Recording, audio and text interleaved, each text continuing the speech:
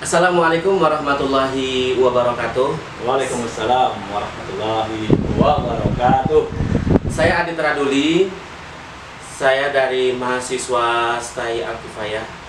Nah, di sini nanti kita akan berbincang-bincang mengenai bank sampah. Ya, bank sampah ya, Pak ya. Siap.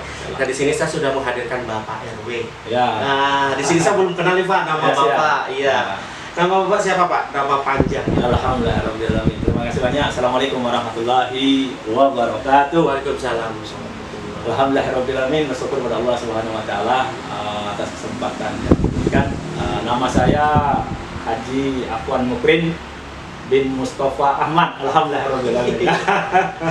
Dipanggil siapa? Ya, saya dipanggil kalau di keluarga besar saya dipanggil Nang. Nang. Ya. Tapi kalau di rumah saya selaku orang tua dipanggil Abah.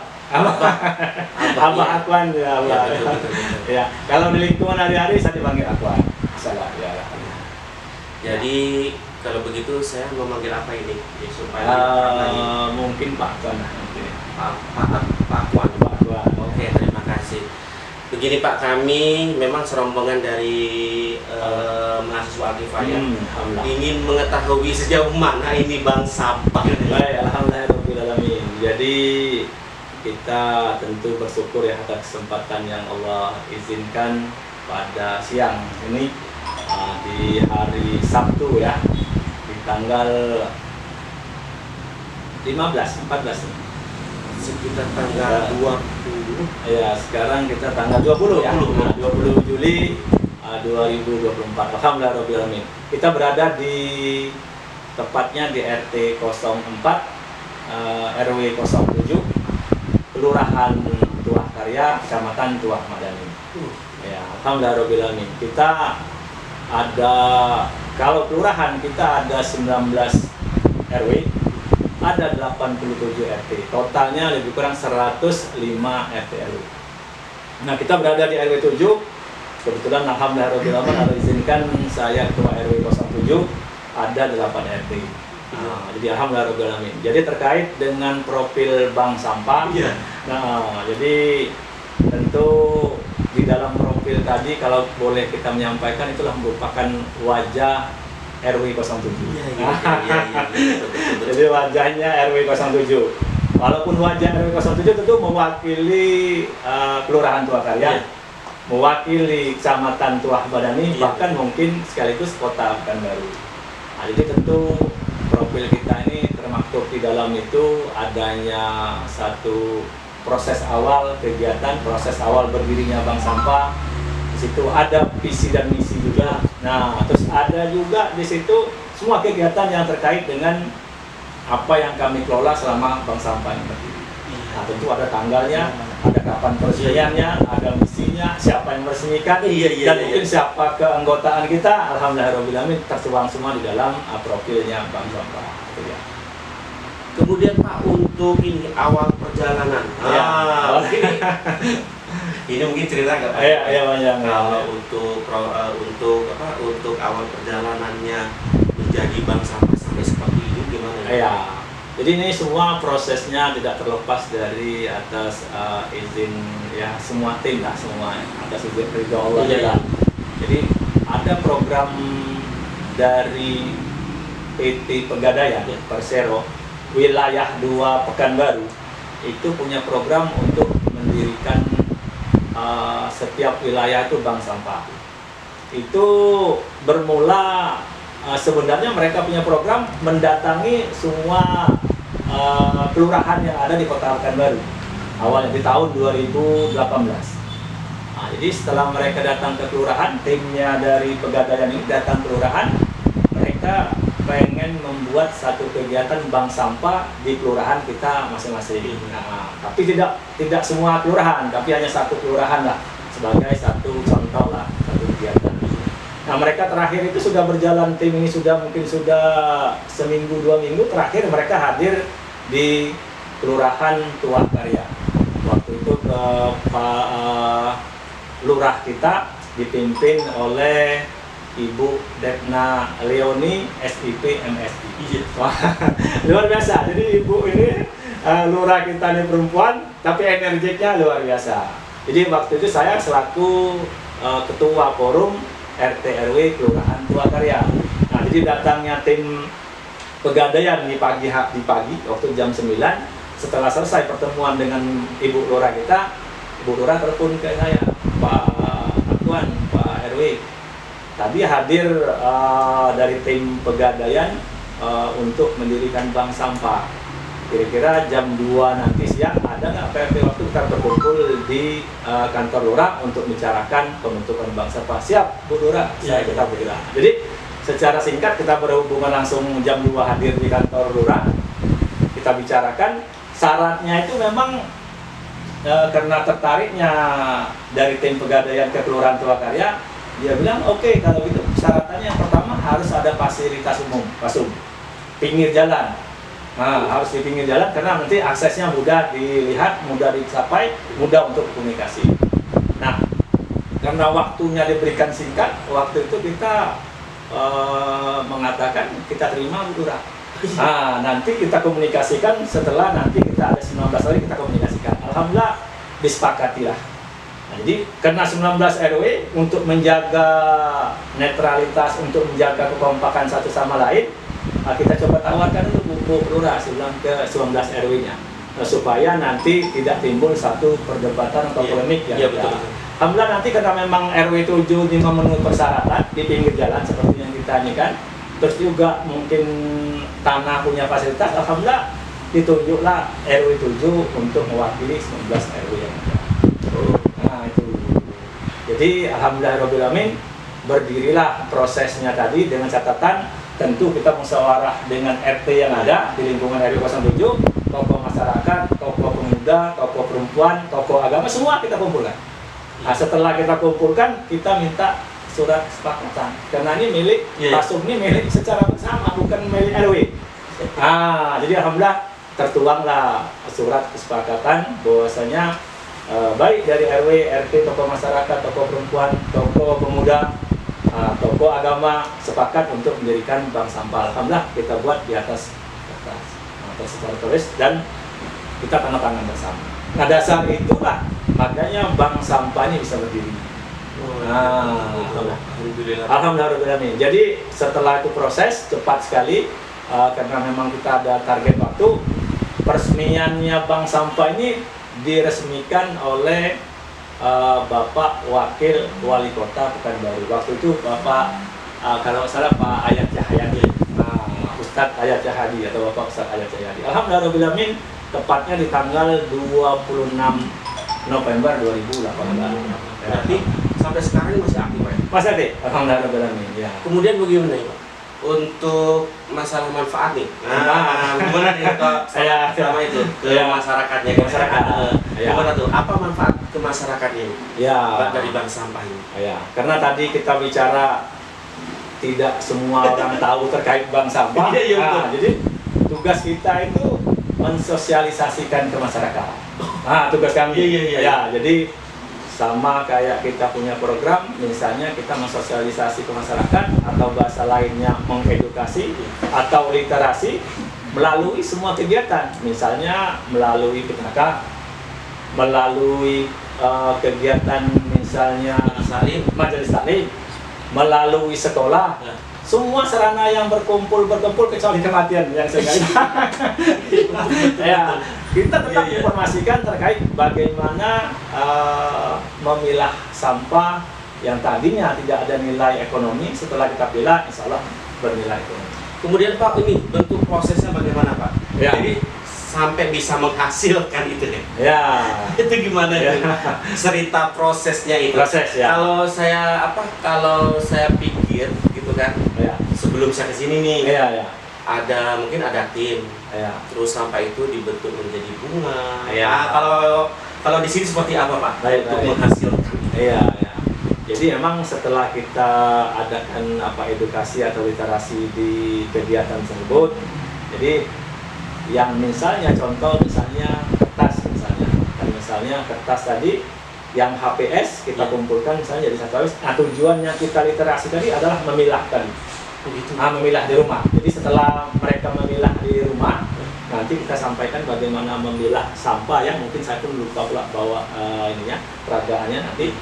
Nanti setelah pilah di rumah, misalnya contoh buku lah ya, buku pelajaran catatan itu, kalau kita terima dalam bentuk hanya buku saja, itu harganya hanya 300 rupiah per kilo.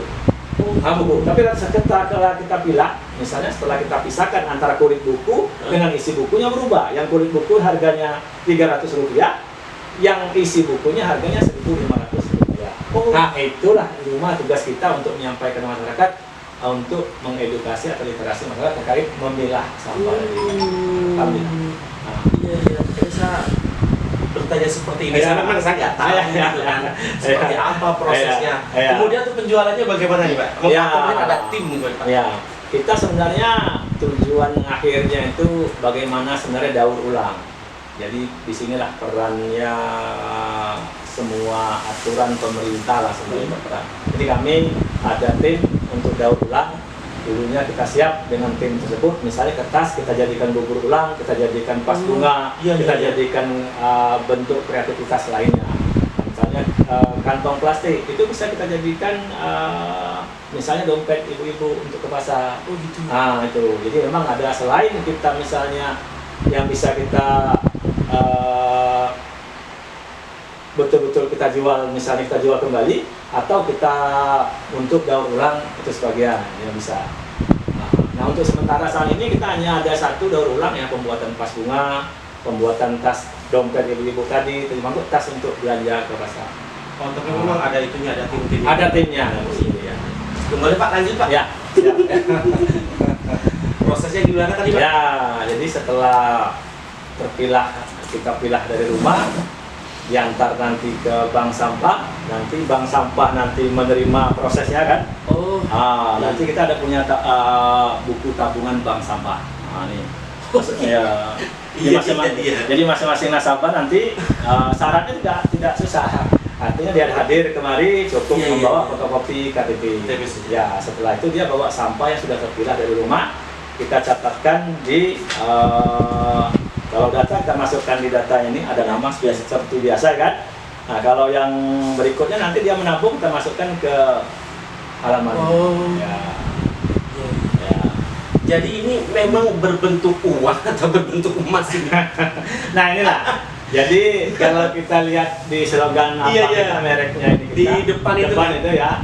Jadi memilah sampah menabung emas. Nah itu ya. Gimana itu? Itu karena kita adanya Pegadaian. Jadi alhamdulillahirobbilalamin, ini kan bangunan fasilitas semua ini adalah merupakan CSR-nya Pegadaian. Jadi kita ini Bank Sampah Mutiara, The Clean and Go ini bank sampah yang ketiga dari seluruh Indonesia. Sekarang bank sampah sudah totalnya di 200 bank sampah unit seluruh Indonesia yang ada. Jadi kenapa sebelum tadi kelebihannya kita? Jadi mungkin bank sampah yang lain tidak ini. Jadi kita ini memilah sampah menabung emas. Jadi sampahnya nanti kita masukkan ke sini senilai misalnya 20.000 atau 10.000 secara kolektif. Nanti setelah kita kumpulkan masing-masing nasabah dapat kolektif, nanti kita tabungkan ke tabungan emas Pegadaian. Ya, jadi mereka nasabah kita tidak terima uang, tidak terima dalam bentuk uang cash, tapi mereka menabung dalam bentuk tabungan emas. Jadi sampah tadi kita lupa dari dalam saldo emas. Itu bisa diambil saldo itu berapa tahun? Ya, jadi saldo ini ketentuan dari Pegadaian setelah 1 gram. Oh gitu. Nah, jadi setelah 1 gram sebenarnya nih kalau kita buka secara manual, kita hadir misalnya ke Pegadaian langsung, ini ada biayanya sekitar 60.000 sekali buka. 60.000 ditambah nanti ada biaya administrasinya per tahun sebesar 30.000. Tapi kalau melewati bank sampah, nanti ada program, ini adalah gratis. Nah, dibuat melalui bank sampah ini. Berarti ada 2 tabungan. Ada 2 tabungan. Nasabah yang kita berikan buku tabungan sampah dan buku tabungan emas Pegadaian. Nah, diambil setelah 1 gram. Ya, setelah 1 gram. Jadi kenapa harus emas? Nanti timbul pertanyaan pasti begitu ya. Kenapa enggak cash? Kenapa enggak ini? Jadi ini ada ini juga, ada hal yang menarik juga di sini. Jadi sebenarnya kalau kita lah investasi orang tua kita dulu, kalau nggak tanah, kalau nggak emas. Ya, jadi nilainya ini kalau kita tabung dengan tabungan emas, setiap tahunnya tidak pernah turun. Coba tengok. Iya betul. Nah, jadi emas tahun 2018 waktu awal berdirinya Bank Sampah ini harga emas 1 gramnya kisaran 600.000. Nah, tahun 2020 emas sudah mencapai 900 sampai 1 juta. Nah, sekarang di 2024 sudah 1,2, 1,3. Masya Allah, luar biasa. Iya betul. Nah, jadi kalau kita menabung emas, tentu investasinya harus agak sedikit jangka panjang, apalagi kita manfaatkan untuk biaya sekolah anak-anak yang masih TK atau masih SD, kita gunakan pada saat kuliah. Ini mungkin salah satu solusi untuk ya, yang dari mana biaya? Dari bank sampah, dari sampah ya, tapi ya harus telaten. Iya, menarik nih Pak. Menarik banget sebenarnya. Ya. Kemudian dari perjalanan tahun 2018 itu ada nggak sih Pak kendala-kendala, kemudian hambatan-hambatan sedikit-sedikit?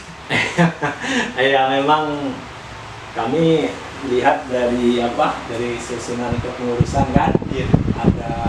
Kita ada 7 orang ya, 3, 4, 5, berenam ya. Iya betul.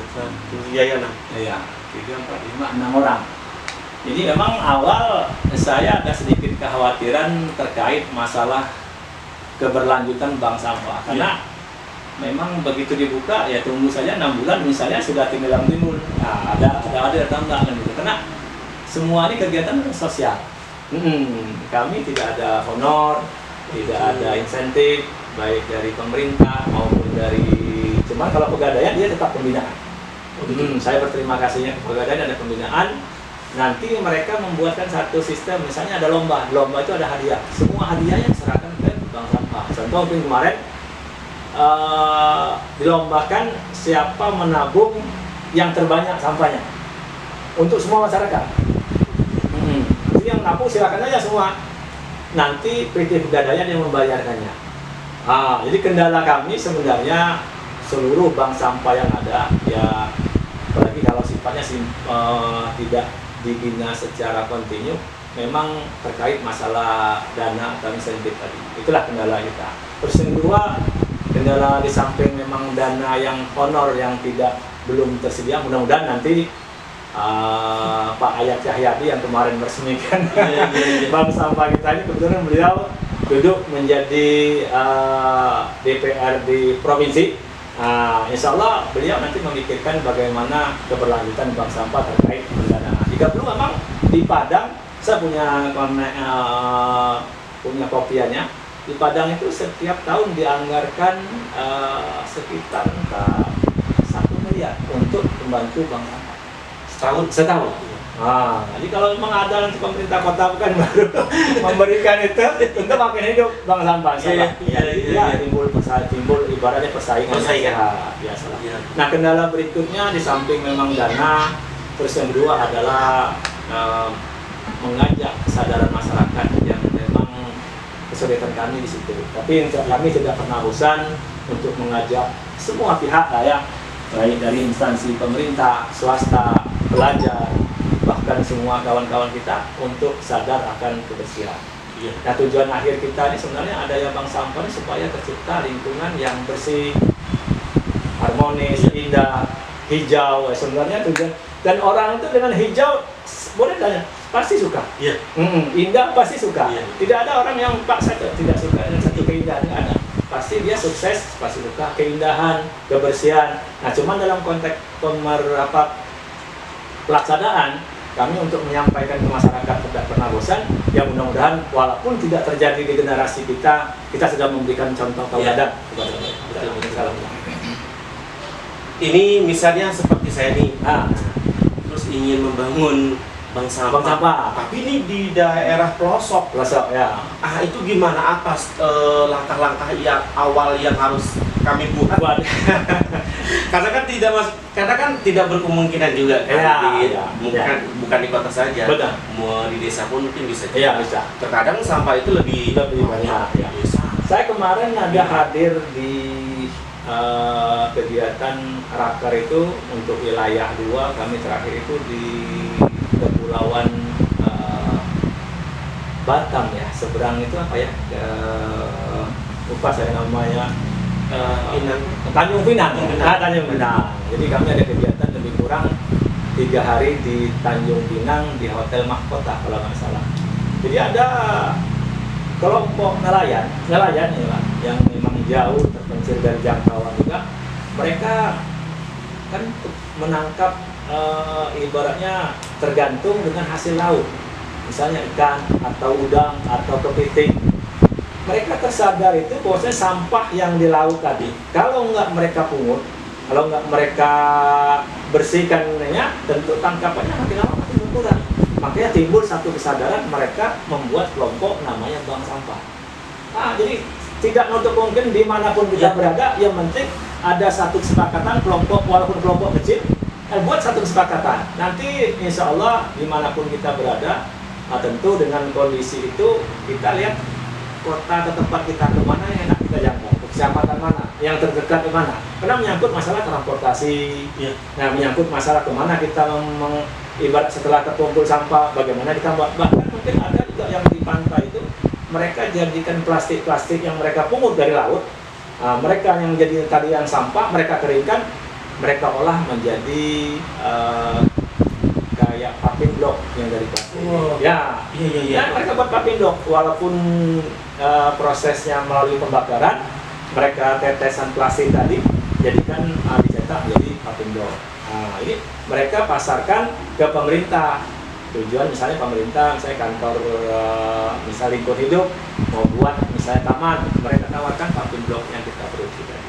Sebenarnya maka sebelum tadi dimanapun tempat, asal kita merasa itu dibutuhkan, saya pikir semua dibutuhkan. Buat satu komunitas maupun kecil, mau di pantai, mau di hutan, tengah mana, kita kumpulkan yang tujuan akhirnya untuk kebersihan lingkungan kita. Ya, silakan aja, mungkin bagus untuk kita laksanakan dan kita sampaikan kepada masyarakat, ke siapa saja untuk tetap walaupun namanya bukan bank sampah ataupun apapun namanya, tapi yang jelasnya kita sudah berbuat untuk kebersihan. Salah ya. Kemudian di tahun 2021, ya, itu kan ada kendala penuhi itu ya. Virus itu gimana tuh? Masih stabil atau ada penurunan sedikit? Atau sudah tidak aktif lagi atau bagaimana? Kita rata-rata sebenarnya saya di pihak pemerintah ya. Jadi waktu itu ada semua kegiatan kita terhalang kan. Di masjid pun juga kita terhalang. Betul. Apalagi kegiatan yang sifatnya berkumpul. Jadi waktu itu saya kasih pengertian ke masyarakat, karena corongnya pemerintah itu sampai ke kami RT RW. Jadi kami apa yang disampaikan pemerintah, tujuannya itu tidak ada niatan lain. Khawatir kita nanti wabah ini menyerang masyarakat, itu aja sebenarnya, nggak ada lain tujuan lain. Walaupun hal tersebut mungkin kita tidak tahu misi tujuan apa, yang jelas jelasnya kami selaku ketua RT RW menyampaikan apa yang disampaikan oleh pemerintah, kaki tangan pemerintah. Jadi kami sampaikan bahwasanya, nah waktu itu semua kegiatan terhenti. Di masjid pun kita terhenti, artinya mungkin kita atur jarak, kita atur waktunya, kita atur ininya.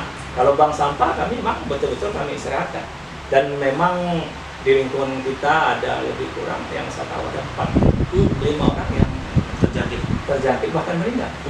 Saya sendiri memang sempat juga dirawat di ujung terakhir kan, terdampar COVID, dan memang saya alhamdulillah sampai sekarang mungkin laporan saya terkait COVID masih ada di sini. Karena saya aktif, begitu saya dapat ini, kami pun juga bina di masyarakat. Kalau untuk terkasih makanan, kami siapin makanan. Jadi yang istirahat silakan istirahat, kami siapin makanan, kami antar. Kami bentuk satu kelompok kecil di lingkungan untuk makan siang ini, keluarganya lalu antar. Untuk keluarganya, jadi tidak ada masalah. Oke, alhamdulillah Bapak perbincangan di pagi hari ini. Alhamdulillah. Terima kasih atas waktunya, kemudian terima kasih atas penjelasannya. Mungkin Bapak ada satu patah kata pesan buat kami lah. Ya, baik, terima kasih banyak kepada kawan-kawan semua. Pesannya hanya satu, tetap juga ibaratnya bekerja dengan ikhlas, dengan hati. Yang mudah-mudahan kalau dengan hati itu apapun kegiatan, insya Allah berdampak positif lah apa yang kita kerjakan. Mungkin demikian ya, mungkin dari kami pun juga banyak terima kasih atas kesempatan yang diberikan. Tentu kami juga nggak sempurna. Ya, karena mungkin yang saya sampaikan ada hal yang kurang berkenan, juga mohon maaf yang sebesar dasarnya, pada prinsipnya kita pengen generasi ke depan, khususnya generasi muda, mempunyai samping dia punya kecerdasan dan intelektual yang memang hebat, tapi dia punya integritas, punya sesuatu yang ibaratnya dari dalam itu mereka punya rasa. Jadi kadang sekarang yang hebat banyak, tapi yang punya rasa hati, rasa kebersamaan, empati terhadap orang lain jarang. Jadi mungkin kita bangunlah generasi-generasi ke depan, satu sama lain kita bangun siapa lagi yang kalau tidak kita yang bangun kampung kita. Nah, saya selalu sampaikan bahwasanya ya tidak mungkin orang lain yang mau bangun kampung kita kalau nggak kita. Jadi intinya saya pesan ya mudah-mudahan dengan video singkat ini memberikan manfaat bagi banyak orang, terinspirasi bagi banyak orang, dan tujuan akhirnya adalah karena kita adalah ibadah nilai. Nah, mungkin itu saja yang dapat saya sampaikan. Terima kasih, selamat pagi menjelang siang. Jazakumullah khairan katsiran. Yang mudah-mudahan menjadi satu keberkahan bagi kita semua. Baik, terima kasih. Saya Hadi Teraduli. Wassalamualaikum warahmatullahi wabarakatuh. Alhamdulillah.